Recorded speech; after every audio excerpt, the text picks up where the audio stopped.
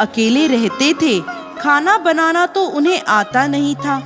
वो 4 मुट्ठी अनाज लाते और कच्चा ही खा लेते। सेठानी ने देखा तो उसे बहुत अजीब लगा। वो बोली, भैया कल से 8 मुट्ठी अनाज लाना।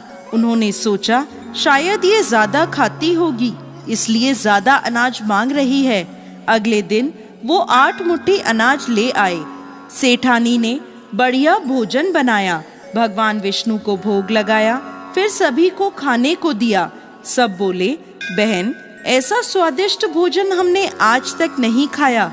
सेठानी बोली, भगवान का भोग है तो स्वाद तो होगा ही। अब चारों आदमी सगी बहन की तरह सेठानी का ख्याल रखते। अब सेठ जी के घर में सेठानी के जाने के बाद बुरा समय आ गया।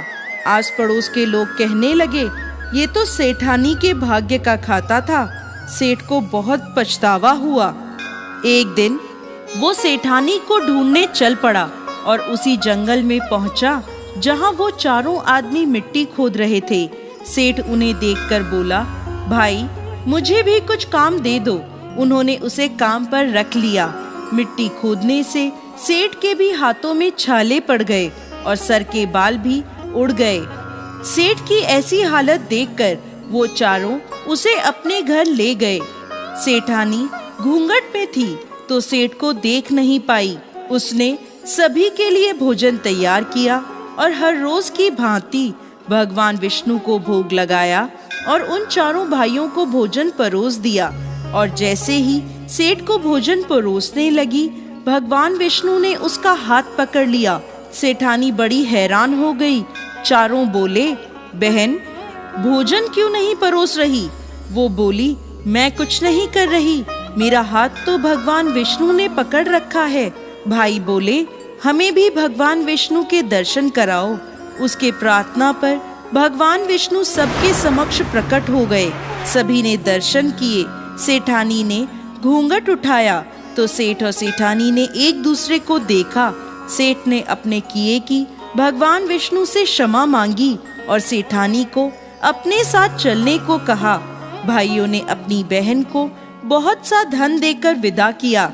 अब सेठानी के साथ सेठ भी भगवान विष्णु की पूजा करने लगा और इसके परिणाम से उनका घर फिर से धन धान्य से भर गया और कुछ ही समय में उनके घर में भगवान विष्णु की कृपा से पुत्र रत्न की प्राप्ति हुई। हे भगवान विष्णु, जैसी कृपा सेठ और सेठानी पर करी वैसी सब पर करना। जय श्री हरि विष्णु।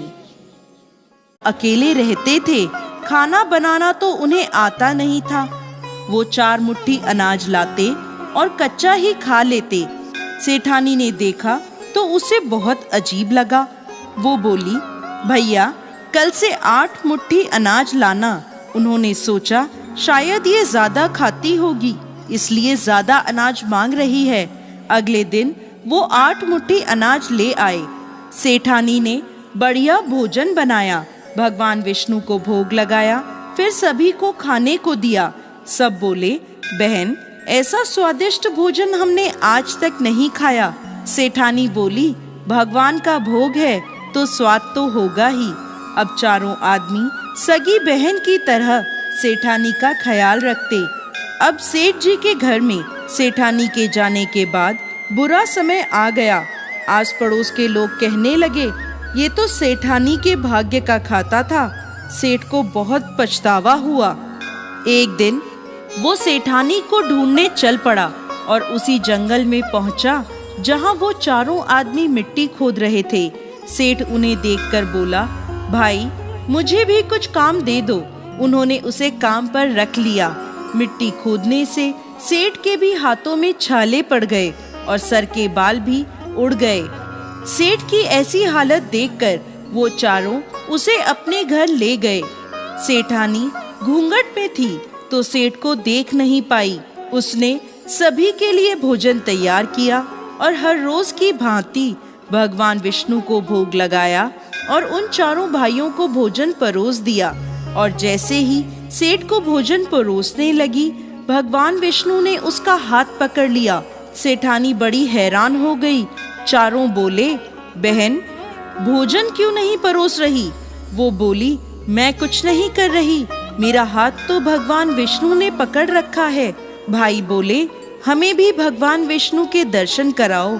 उसके प्रार्थना पर भगवान विष्णु सबके समक्ष प्रकट हो गए। सभी ने दर्शन किए। सेठानी ने घूंघट उठाया तो सेठ और सेठानी ने एक दूसरे को देखा। सेठ ने अपने किए की भगवान विष्णु से क्षमा मांगी और सेठानी को अपने साथ चलने को कहा। भाइयों ने अपनी बहन को बहुत सा धन देकर विदा किया। अब सेठानी के साथ सेठ भी भगवान विष्णु की पूजा करने लगा और इसके परिणाम से उनका घर फिर से धन धान्य से भर गया और कुछ ही समय में उनके घर में भगवान विष्णु की कृपा से पुत्र रत्न की प्राप्ति हुई। हे भगवान विष्णु, जैसी कृपा सेठ और सेठानी पर करी वैसी सब पर करना। जय श्री हरि विष्णु।